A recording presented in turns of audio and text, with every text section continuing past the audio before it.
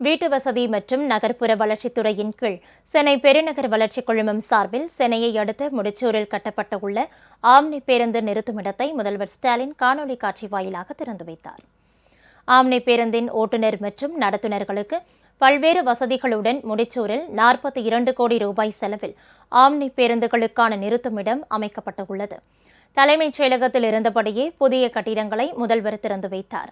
அப்போது அமைச்சர்கள் தாமோ அன்பரசன், சேகர்பாபு, தலைமைச் செயலாளர் முருகானந்தம் ஆகியோர் உடனிருந்தனர்.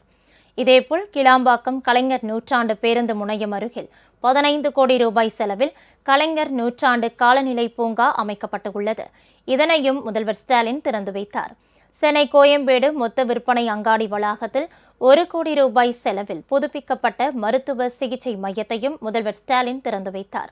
மொத்தம் 58 கோடியே 70 லட்சம் ரூபாய் செலவில் 3 முடிவுற்ற பணிகளை முதல்வர் திறந்து வைத்துள்ளார் என்பது குறிப்பிடத்தக்கது.